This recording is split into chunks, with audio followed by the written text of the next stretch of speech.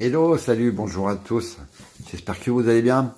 Donc cette vidéo sera un peu la suite de la précédente que je vous invite à aller voir. Donc c'est Oppo, mon avis sur Oppo A3.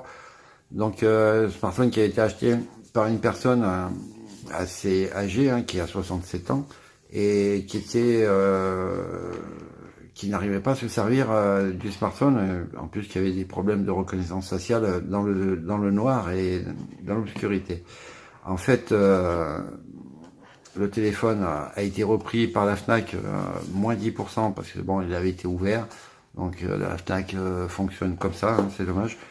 Mais bon, au moins ils nous l'ont repris et ça a permis en rajoutant 20 € bien sûr, de pouvoir acheter un smartphone qui, je pense, sera plus compétent pour l'utilisation de cette personne. Donc il s'agit du Huawei P Smart que je vais vous présenter. Et donc ce téléphone a été donc acheté à la Fnac, tout ça bien sûr. C'est le Huawei P Smart 2019. Et donc au niveau caractéristique, celui-ci c'est un 364 Go, c'est le petit frère du Honor 8X en gros, du Mate 20 Lite, avec 1 Go de RAM en moins, qui a le même processeur qui est le Kirin iSilicon 710 octa-core, cadencé avec 4 cœurs à 2,2 et 4 à 1,7 GHz. Donc moi je l'ai essayé sur le Honor 8X un moment, sur le Mate 20 Lite, processeur qui tourne très très bien, qui fait très bien son boulot. Bon là il y aura 1 Go de RAM en moins, mais pour la personne je pense que ça sera pas un souci. Voilà. Et donc voilà, c'était pour faire un petit retour donc sur ces téléphones que vendait la Fnac, le vendeur. Bon, c'était pas le même, mais disons qu'en fait je lui ai bien dit ce que j'avais à lui dire, de refiler des smartphones comme ça à des personnes qui sont pas vraiment aptes à pouvoir s'en servir. Voilà, donc allez, c'est parti pour le Huawei P Smart. Du coup, je vais pouvoir l'essayer pendant 2-3 jours. Je l'ai déjà déballé un petit peu, paramétré, et puis pour voir si tout fonctionnait. Apparemment tout va très bien. Donc la boîte, bah voilà, c'est marqué Huawei. Le souci que j'avais, moi, c'était ça, j'ai dit au vendeur. Je savais que c'était le téléphone qui se baladait dedans, et pas raté bien sûr, c'est le téléphone qui se balade dedans. Et il n'y a pas de coque non plus à l'intérieur le smartphone, avec le bouton volume plus moins, power, le haut-parleur. Bon, ce sera de l'USB normal, c'est pas de l'USB-C, tant pis, mais au moins le port est un endroit ici. On a le port jack, un petit micro. Sur le côté gauche, on n'a absolument rien. Le port SIM qui est double nano SIM ou alors une nano SIM, une carte SD. Et en fait, c'est dommage parce que bon, l'autre avait 2 cartes SIM, mais bon, la personne n'en aura pas d'utilité. Sur l'avant, on retrouve un petit haut-parleur ici, donc je sais pas, il n'y a pas de stéréo, je pense pas, j'ai pas essayé encore, mais il n'y aura pas de stéréo. J'espère qu'il y aura une LED de notification, donc ça, je peux le vérifier tout de suite en le branchant un chargeur, voilà. Et on voit qu'il n'y a pas de LED de notification, à moins qu'il y en ait une qui soit bien timide. En fait, voilà, elle se retrouve, je sais pas si on le voit bien là du coup, elle se retrouve en bas. En haut, ça aurait été préférable, mais elle est bien là. Bon, on va s'y faire.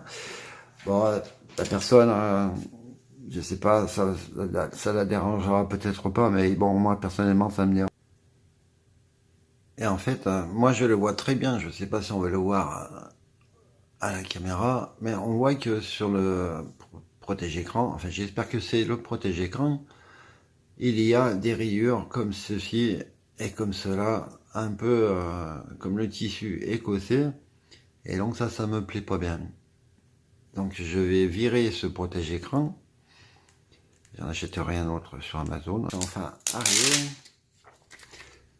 Et donc, du fait, l'encoche, on la voit moins. Voilà. Il suffit de mettre ah oui, sans le protège-écran, on la voit beaucoup moins. La goutte d'eau. Parce que c'est pas une encoche, c'est une goutte d'eau. Et donc, j'ai pas fait voir, oui, l'arrière, c'est du plastique, en fait. Il est tout en plastique, le téléphone, le smartphone. Voilà, c'est dommage, mais bon, c'est comme ça. Il n'y a pas d'étanchéité. Il n'y a pas d'USB-C, il y a beaucoup de choses qui manquent sur ce téléphone. Alors je voulais faire voir aussi donc de capteur d'empreinte, voilà, qui fonctionne très bien. Je sais pas, je pose à plat. Et la reconnaissance faciale, voilà, qui fonctionne très bien également. Donc j'ai paramétré le Wi-Fi contre Google, contre Huawei, bien sûr. J'attendais pour essayer de faire avec PhoneClone pour transférer les fichiers, les données, les API, tout ça, avec le Mate 20 que j'ai ici. Encore, on va aller voir ça plus loin, mais pour le moment, je vais déjà vous faire voir un petit peu ce qu'il en est de la ROM. Il y a bien les gestures sur ce téléphone. Il y a une mise à jour qui est prête à être installée, donc navigation gesture. On peut mettre les touches, on peut mettre le petit bouton, le dock de navigation, tout ça. Bon, c'est les paramètres Huawei. Honor, en affichage, on pourra le mettre en Full HD+, ou le mettre en mode économie, luminosité, je sais pas comment ils appellent ça, résolution HD, ou alors Full HD+. On va profiter du téléphone plein pot, il est chargé à 53% encore, pas de souci. Plus de paramétrage, économiseur d'écran, l'encoche que l'on peut cacher bien sûr. Voilà, il fera l'écran un peu plus petit, mais bon, on aura toujours les notifications en haut. Bon, je vais la laisser quand même pour le moment, pour voir qu'est-ce que ça donne. Affichage de la connexion. Bon, j'ai mis une carte SIM dedans. Il y a la Volt, bien sûr. Donc, il y a des appels Wi-Fi, tout ça, je pense pas qu'il y ait. On va voir dans les raccourcis. Non. On pourra régler le mode de température des couleurs, hein, vive, normale. On peut régler à sa façon la préférence de la couleur d'écran, ou alors par défaut chaude ou froide, qui fait plus bleu, et chaude plus jaune. Et là, un petit peu rosé, je trouve. Donc je sais pas, à peu près par là. C'est très bien. Je vais essayer de le faire avec PhoneClone, voilà, l'application. Dans le téléphone, on retrouve quand même les applications Amazon, eBay et Facebook, ainsi que Booking.com. Bon, c'est Huawei, c'est Honor, Huawei plutôt. Le gestionnaire de téléphone hein, qui permettra d'optimiser le smartphone, nettoyer, d'analyser le virus. Hein. Il n'y aura pas besoin d'installer Clean, je sais pas quoi, la Clean Master ou des conneries comme ça. Il y a tout ce qu'il faut dans le téléphone. Hein. Ça sert absolument à rien ces applications-là. Donc PhoneClone, on y va, c'est parti. Donc là, je suis bien connecté en Wi-Fi. Là, normalement aussi, le Bluetooth, il y a le NFC hein, dans ce téléphone. J'ai pas donné les caractéristiques en fait. Hein. Écran 6,21 pouces, hein, Full HD, LCD. Il est bien OTG, donc 512 Go la carte SD. Le Kirin, je l'ai dit. Les caméras, j'en ai pas parlé, c'est du 13 et 2 millions de pixels à l'arrière. Il y a le flash, donc un simple flash. À l'avant, c'est du 8 millions de pixels. Il n'y a pas les ouvertures, donc j'essaierai de me renseigner par la suite. Une batterie de 3400 ampères. Bon, il tourne sous EMI 9, Android 9. Les dimensions, il fait 79 mm, pour pas dire... Non, 0,79 cm, pour pas dire 8 mm d'épaisseur. Là, c'est légèrement incurvé aussi, ça arrondit, c'est tout arrondi, tout en rondeur ce téléphone. C'est génial. Très bonne prise en main. Je disais 8 mm d'épaisseur par 15 de 52 de haut et 7,34 de large. Il y a le Bluetooth 4.2, bien sûr, les bandes 4G, il y a la B20, 4G+, il y a la Volt, on a vu ça. Ultérieurement, la mise à jour, j'ai dit tout à l'heure. PhoneClone ici. Alors, ceci est le téléphone d'origine. La localisation, tout ça, faut activer. J'ai pas pensé à le faire avant. Et ceci est le téléphone de destination. Donc c'est Android. On va désactiver les données mobiles. Et je crois qu'il n'y a plus qu'à scanner le QR code. C'est un peu comme avec Smart Switch entre Samsung. Voilà. Donc je vais les mettre côte à côte, comme ça le Wi-Fi, NFC, tout ça sera bien. Oui, parce qu'il a le NFC, hein, je ne sais pas si je l'ai précisé. Et il pèse combien ce téléphone? 160 grammes. Il est vraiment pas lourd hein, pour 160 grammes. Il fait plus mastoc quand même que le Oppo là, avec ses 120 grammes. Voilà. Donc il me demande qu'est-ce que je veux transférer. Ben, je vais tout transférer. Hein. Donc connecté à l'appareil d'origine. Et donc ça devrait être parti. Voilà, ça y est, c'est parti. Donc il n'y a plus qu'à attendre. On voit qu'après 20 minutes à peu près, c'est bientôt terminé.